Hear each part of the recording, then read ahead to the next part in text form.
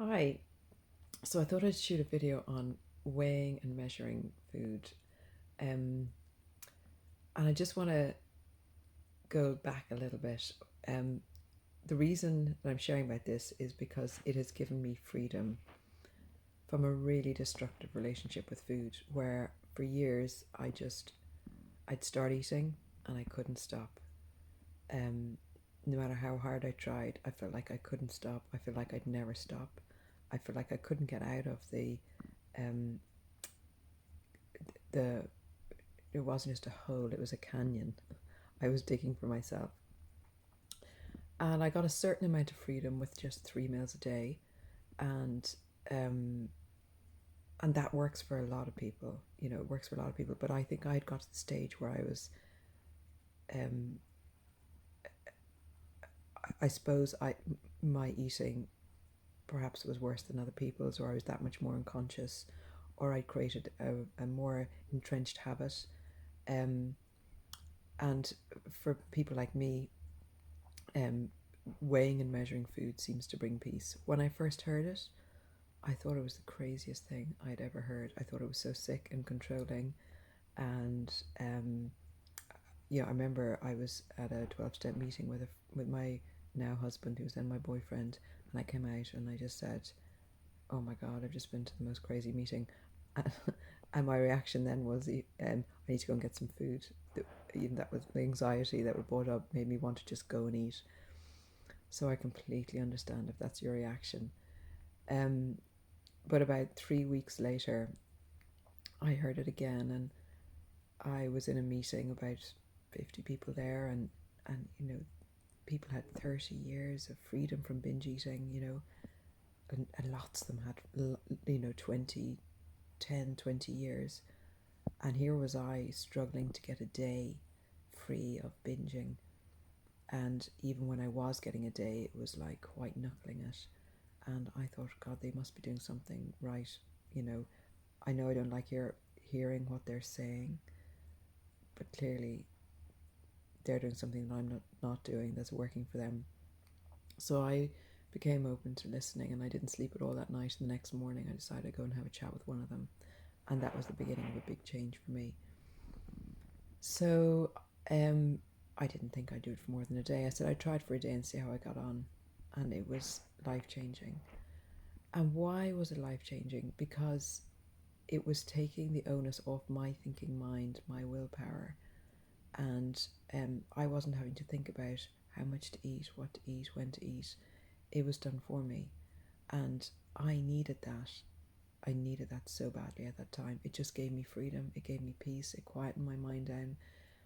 I wasn't relying on the willpower that would run out on a Friday evening, or on, if I was tired, or if I was anxious, if I was worried, if I had an argument with somebody.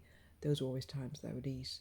And because I wasn't using up my willpower to make decisions about food all the time, I found that I had way more energy, and I had a much um, clearer head.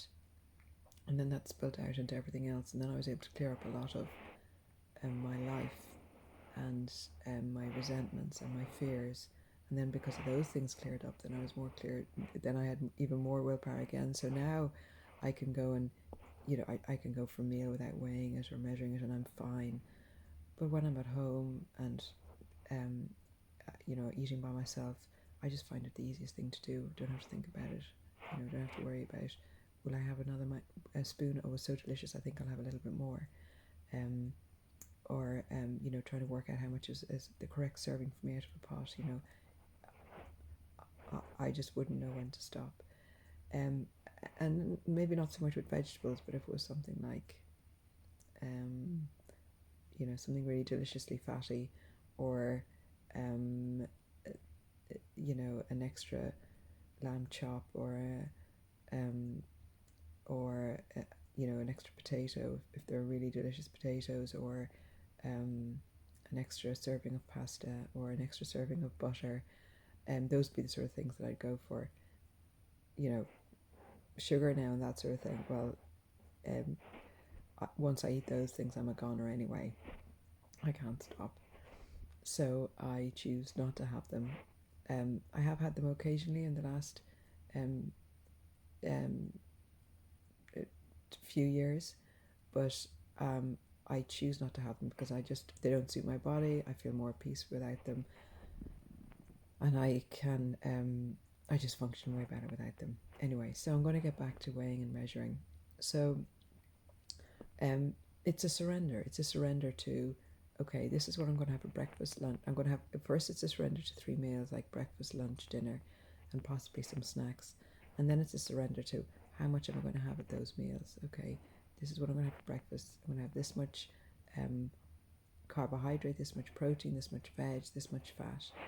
And the same goes for lunch, and the same goes for dinner, and this much fruit maybe at one or two of those meals.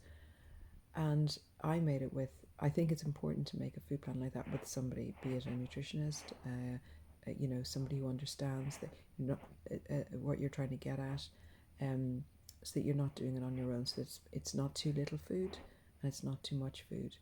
And so that's what I did, and it's changed over the years. When I was pregnant, it changed. When I was breastfeeding, it changed. When I was very active in my work, it changed. When I got more sedentary, it changed. So it's changed, and the foods on the plan have changed as well. So, for example, I'm started off eating a lot more grains and carbohydrates, and now I'm much more. I found a paleo style diet suits me way better. But I work with people who are vegan, who are vegetarian, who don't like cooking, who like cooking, who want to go dairy free, grain free, whatever you like. It can be adapted to that, and it's not so much what's on the plan. It's the surrender to the boundaries. It's not giving into our wants in a moment. So after we finish dinner, there might be a thought, oh, I'd love another serving of that, and that want for more. Um, it's watching that want, letting it be there, not pushing it away, but just observing it and witnessing it, and not giving into it. And there's a freedom that comes when we don't surrender to that want. We realize that um, um, with discipline comes freedom. When I give into that want for more, I feel, oh my God, I did it again. I shouldn't have done that. All that sort of thinking comes in, um, and um, and I start to feel powerless. I start to feel like out of control. And what the hell? I'll just keep going with it. I'll just keep going. And if I give in one day, then the temptation is there to give in the next. And while I'm not saying that we need to be perfect, and I don't think it's possible to be perfect, it's coming to the realization that there's more freedom to be had from discipline than from being able to eat whatever we want, whenever we want it. And that flies in the face, I know, of modern culture, where it's all about, having whatever we desire at any moment. But I had to ask myself, did it bring me freedom? And it didn't. I had developed an insatiable desire for more, and it had brought me a lot of suffering. So that was the reason that I was willing to even embrace this idea and to give it a go. So so when I'm working with people, I do encourage, if they need it, that extra boundary of weighing and measuring. It's worked for so many people, and so many people who resist it eventually and try it go, oh my God, the freedom. And it's often a case of having to try it to see. And look, I'm not here to judge anyone.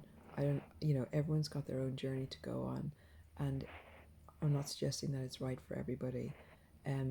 But I feel like it has been such a huge help in my life that I want, it's something that I want to share with people. So if you've any questions about it, just send me a message. Yeah, so that's a little bit about weighing and measuring.